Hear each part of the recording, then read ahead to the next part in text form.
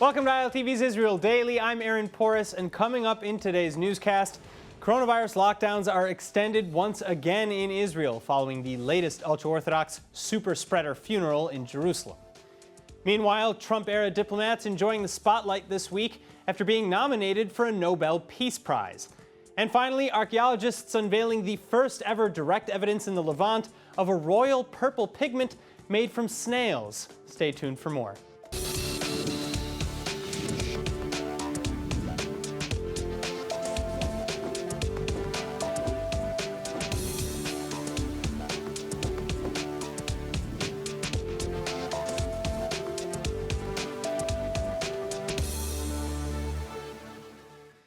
Despite the moaning and groaning of millions, Israel deciding overnight to extend coronavirus lockdowns across the country again amidst ongoing regulation breaches and rapidly rising infection rates. On Sunday evening, Israel's cabinet voting to extend the lockdown by another 4 days amidst surges in coronavirus infection rates. Health experts stating that January's had the worst infection wave since the start of the outbreak last year, 1/3 of Israel's coronavirus victims having passed away in January alone. And this bringing active infections to over 69,000, 1,150 in serious condition, and over 4,800 dead. כל אחד שהולך לעולמו זה אבדה גדולה מאוד. מערכת הבריאות במדינות רבות על סף קריסה. וגם בישראל המערכת הבריאות שלנו נמצאת במתיחת איברים מקסימלית. ולכן סגרנו את השמיים ראשונים בעולם. Meanwhile, in addition to prolonging the lockdown, the Knesset's voting to double fines for lockdown violators, raising the price to 10,000 shekels, or a little over $3,000. And officials primarily blaming rising infections on foreign virus strains and lockdown breachers, with one Israeli COVID survivor getting reinfected by the South African variant, though thankfully reportedly having no symptoms. And thousands of ultra-Orthodox Jews, meanwhile, again gathering for a massive super spreader event, attending the Jerusalem funerals of 2 prominent rabbis who themselves died of COVID-19. Police on the ground telling reporters that it was impossible to disperse the mass funerals because any attempt to intervene would have resulted in bloodshed. Politicians, however, still heavily criticizing the funerals and the apparent lack of any enforcement. Defense Minister Gantz calling on an equal all-or-nothing approach. Prime Minister Netanyahu, for his part, though, also calling for unity and respect for the ongoing restrictions. שיהיה ברור, התקהלות זו התקהלות זו התקהלות. זה לא משנה אם מדובר בחרדים או בחילונים או בערבים. לצערי יש התקהלויות בכל הצדדים, בכל הציבורים הללו. צריך להפסיק את זה מיד וצריך להפסיק לעשות מזה פוליטיקה. להתמקד בהפרות של ציבור אחד ולהתעלם מההפרות של ציבורים אחרים. כולם צריכים להפסיק. זה הזמן לאחדות. חובה לשמור על הכללים, לשמור על מרחק, למנוע התקהלויות. בכל מגזר ובכל מקום. In other news, following weeks of international pressures, Israel has confirmed its decision to deliver at least 5,000 doses of the Pfizer-BioNTech coronavirus vaccine to the Palestinian Authority. And Defense Minister Benny Gantz's office is explaining that the transfer will be primarily used to immunize the PA's frontline medical workers as they wait for the Russian-made Sputnik V vaccine to arrive in Ramallah. But here to discuss Israel's sudden change of heart is author and award-winning columnist for J-Post and Al-Quds newspaper, Gershon Baskin. Gershon, thank you so much for being with us. Now, what is Israel's responsibility to the Palestinian Authority with respect to vaccines, legally speaking? There is an argument on what the legal responsibilities are because under the Oslo agreements, which are largely violated by both sides, responsibilities for health were given to the Palestinian Authority, which was created under Oslo. Yet, according to international law, the territories governed through the Oslo agreements are still under Israeli control, meaning that under international law, Israel bears responsibility and is the legal sovereign as an occupied territory under the Geneva Convention. So, as I said, this is argued. I think we have to move away from the legal argument and talk about what is the benefit for Israel to, in fact, provide vaccinations for Palestinians, first the frontline workers in Palestine, the health officials, and then there's some 150,000 Palestinians who enter Israel almost every day to work in Israel. Shouldn't we be vaccinating them in order to protect not only them, but our own population? Well, so I think that those are actually excellent questions, and I guess that really brings me to my next question is, why the sudden change of heart, and where did it come from? Did it come from external forces putting pressure on Israeli authorities, or did this come from voices within the government who said similarly to what you just said, that it's in Israel's best interest ultimately to do this? I think it's coming from both sources. Let's recognize that a large number of frontline workers in Israel, doctors and nurses and health officials within Israel, are Palestinian citizens of Israel. And they are in the hospitals and in the clinics every day, giving the vaccinations, taking risks in treating COVID-19 patients in Israel. And I'm sure that their voices were heard. Also from within the army, the coordinator's office for the territories, there were people who were saying that this is something that Israel needs to do. And of course, I think from international signals coming primarily out of Washington, out of the new Biden administration, are probably telling Israel that we need to change the reality on the ground. There have been no negotiations for years, a lot of growing animosity and questions about the viability of any renewed peace process.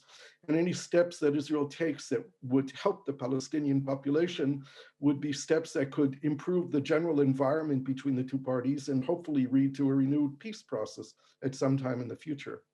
Again, though, this brings me back to the idea of, where this came from, where this decision originated from, and whether and how that is going to play out in the optics. Because, the timeline of this is such that originally the Palestinian Authority had no intention of coming to Israel and asking Israel for anything. There are quotes from Palestinian officials saying that we don't want anything from Israel, we're not an arm of the IDF. Then international pressure started climbing on Israel, saying that Israel was due to do it. Then the Palestinian Authority jumped on that same bandwagon, saying, yeah, it's Israel's responsibility, and now Israel is passing these 5,000 doses. So is that going to be seen in the international community as an appeasement of sorts, and will that in turn maybe lead to more pressure? I really don't know, and I really don't think it's that much of an important question. I think that the most important thing is that people get vaccinated. There is no a border for the virus between Israel and the Palestinian Authority, whether it be the West Bank or Gaza. This virus travels across that border, and it doesn't really matter who's making the decision, just as long as people are getting vaccinated. And people are people, whether they're Israelis or Palestinians, Jews, Christians, or Muslims. That's the most important thing that we should be looking at here. Israel is very much an island, and the Palestinians are part of that island. And we have an interest in seeing that everyone between the river and the sea gets vaccinated. That's the main thing of importance. All right, well, I'd love to see how this is going to be played out. Of course, we don't know exactly when these vaccines are going to be delivered and to whom. We can only speculate that they said it's supposed to go to the frontline workers, but I guess we're going to see. Until then, Gershon, thank you so much for being with us. My pleasure. Thank you. Moving on, in light of the latest sharp rises in coronavirus infections and subsequent lockdown extensions, Prime Minister Benjamin Netanyahu will be cutting short his upcoming trip to the Persian Gulf, the first official public visit to the Gulf since the Abraham Accord normalization agreements were signed with the UAE and Bahrain in September. And shrinking from 3 whole days to just 3 short hours, the Israeli premier will only be visiting the UAE capital of Abu Dhabi, including with Crown Prince Sheikh Mohammed bin Zayed at his palace. Stops in Dubai and Bahrain, on the other hand, have been canceled completely. Meanwhile, a 40-member delegation, mostly consisting of security personnel, is also set to leave for Abu Dhabi ahead of Netanyahu's visit. But sources are claiming that this flight may similarly be delayed until further notice. Now, as Israel and its new peace partners look for ways to salvage canceled appointments, Israeli military officials are preparing for talks with the new United States government on the subject of Iran. If only Israeli leaders could agree on what it is that they wanted from the new Biden White House. Now, in principle, officials already agree on the desired outcome, that Iran never be armed with nuclear weapons. How to get there is where there's conflict. Mossad head Yossi Cohen is now criticizing IDF Chief Lieutenant General Kochavi for saying that a return to the 2015 Iran nuclear deal must not be allowed to occur. Cohen adds that any such deliberations with the White House should not be held in view of the public in the first place, and that Israel should at least wait for the United States to speak with Iran before presenting any opposition. That said, Defense Minister Benny Gantz is making Israel's position pretty clear on Egyptian television, saying that while he hopes it doesn't come to it, the IDF will do whatever necessary to prevent both a nuclear Iran as well as the nuclear arms race in the region that would undoubtedly follow. And joining me now with more on the Biden administration's still forming foreign policy is political analyst, American foreign policy expert, and professor at the State University of New York Maritime College, Mark Meirowitz. Mark, thank you so much for being with us. Now, my first question is, what is Biden's team trying to do with Iran, specifically with the rehiring of Obama-era negotiators?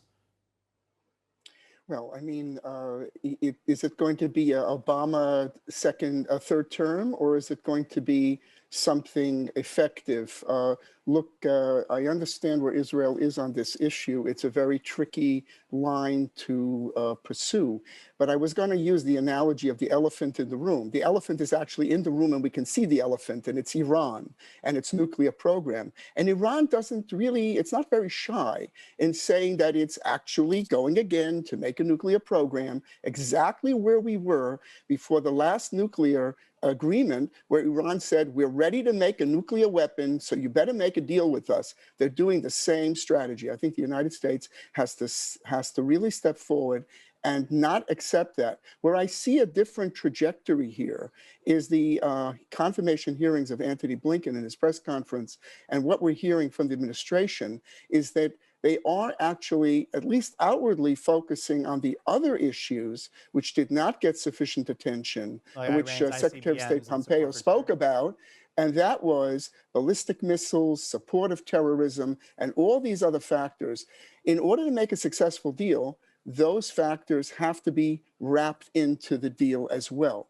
If we're just going to do the same thing again with Iran, it's going to be a failure. By the way, I think Israel has to walk a very fine line. I don't think we want to have a repeat of the leader of Israel coming to Congress and making a speech to the Congress against the nuclear deal in Washington, D.C. That was a very, I think, controversial move.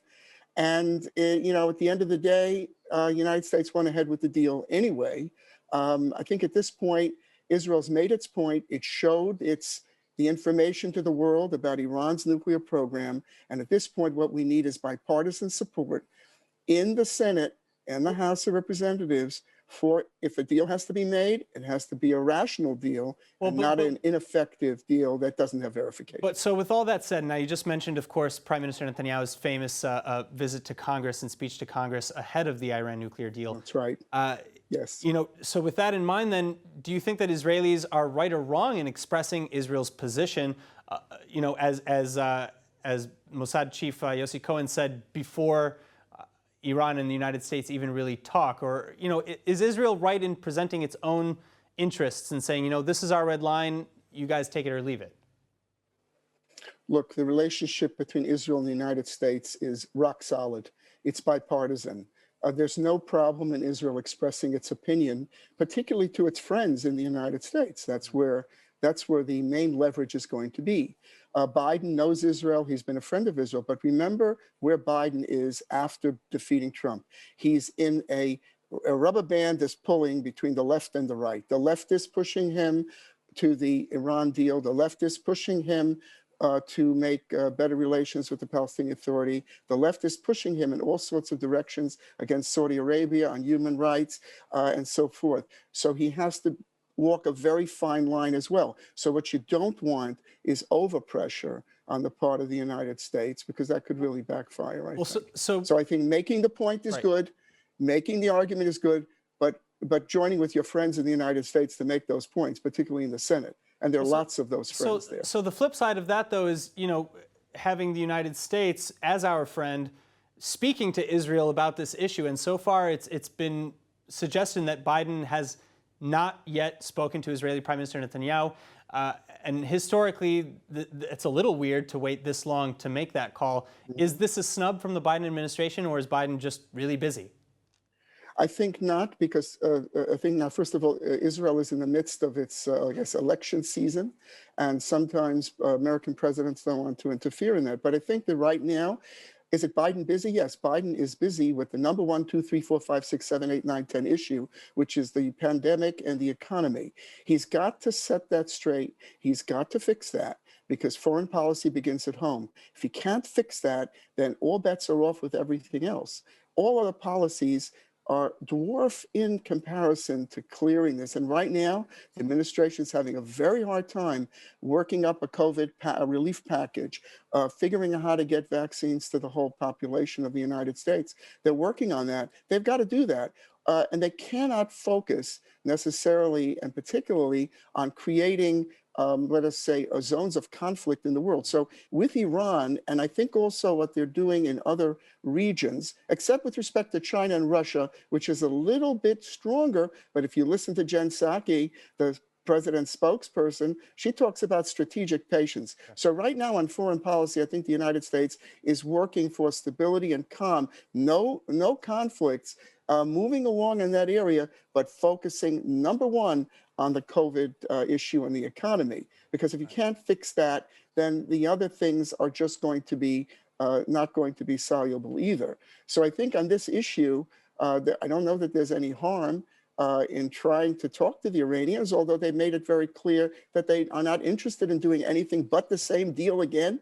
I mean, this is, again, we would call that's quite a nerve of the Iranians that they do that and they get away with it. And they shouldn't get away with it. And there should be bipartisan support for not a normalization, but for a verifiable deal with Iran. The last deal was not verifiable at all. If they want to do a deal, but not a deal that is has more holes in it than Swiss cheese. I'm sorry to use the analogy, but on verification, that deal was not very effective. And it needs to cover those other aspects or else it has no efficacy.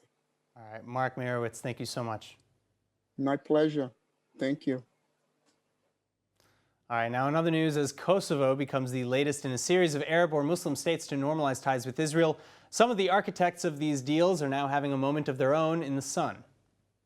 Former White House senior advisor Jared Kushner, his deputy Avi Berkowitz, former U.S. ambassador to Israel David Friedman, and former Israeli ambassador to the U.S. Ron Dermer are all now the latest nominees for the annual Nobel Peace Prize. And this, in addition to the earlier nomination of former President Trump himself, all for their respective roles in negotiating the landmark Abraham Accords.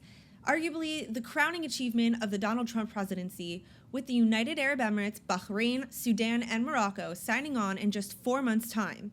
The Abraham Peace Accords with Israel marked a massive and continuing shift in power and alliances across the Middle East and beyond. Especially now, with Kosovo being among the many countries to follow suit, as promised. Unlike President Trump, however, Kushner, Berkowitz, Friedman, and Dermer's nomination comes through the hands of legal expert and Harvard Law School professor emeritus Alan Dershowitz.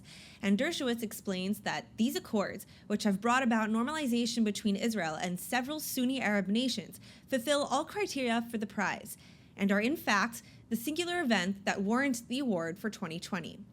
But of course, there is some strong competition, including Russian dissident Alexei Navalny, the World Health Organization, climate change activist Greta Thunberg, and the Black Lives Matter movement. The Nobel Prize Foundation is expected to announce the winners in October 2021.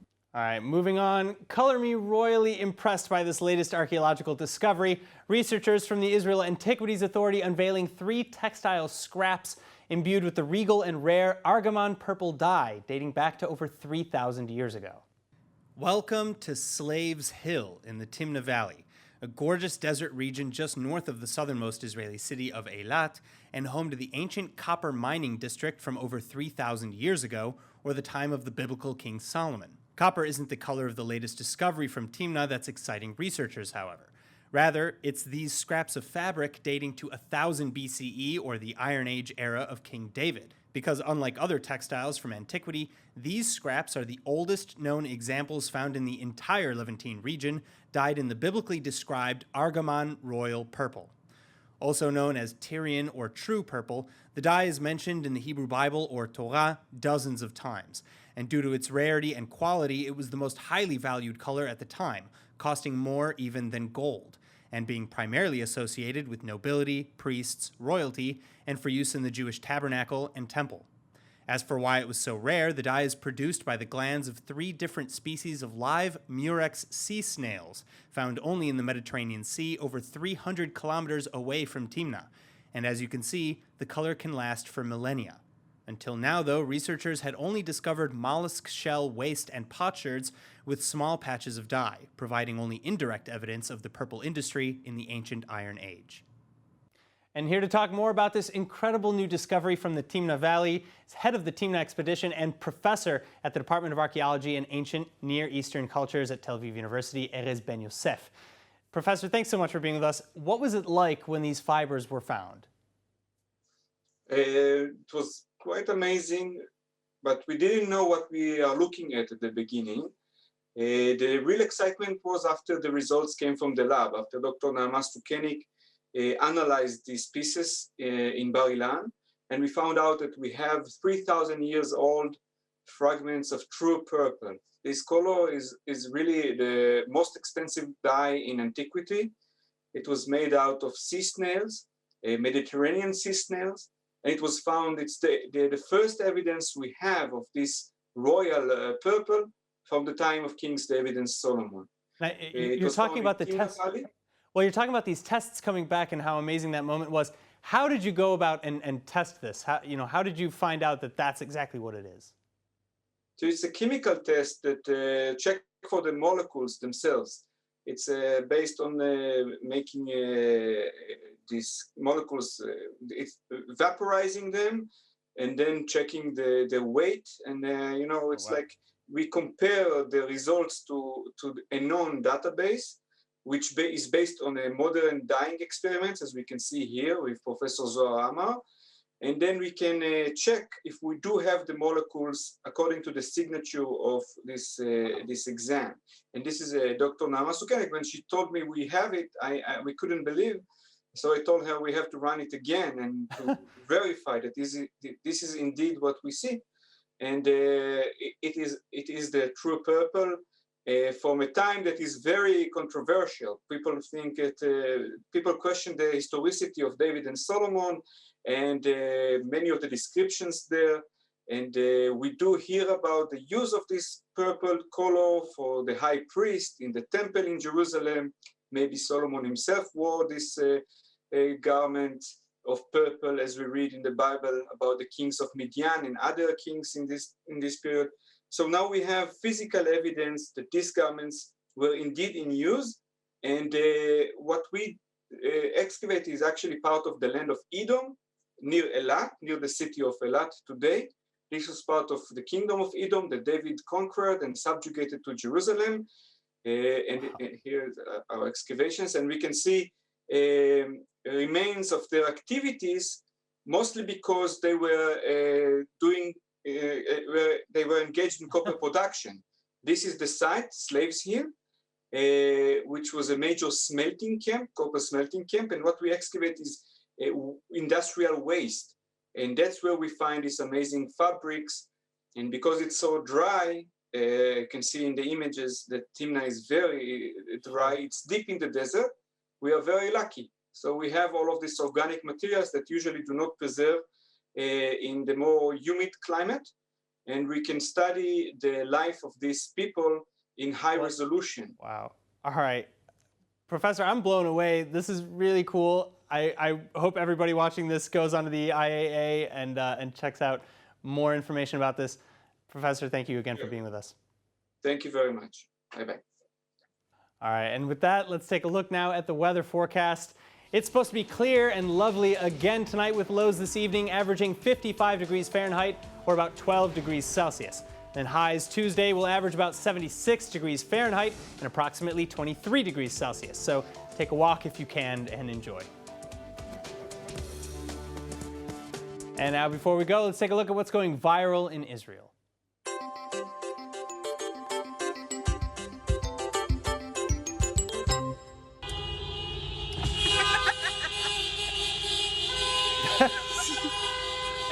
As somebody who drives in Israel, I can tell you that this is, you don't typically see somebody conducting the traffic sounds, but you certainly hear the horns. All right, that is it for today's news. Today's exchange rate is 3.28 shekels to the American dollar and 2.57 shekels to the Canadian dollar. For more news from ILTV, please like ILTV on Facebook, follow us on Instagram, and subscribe to our YouTube channel. And of course, don't forget to visit the all-new and improved ILTV website at iltv.tv and let us know what you think while you're there. Subscribe to our newsletter for the latest updates, by the way. And I'm Aaron Porras. Thank you so much for watching.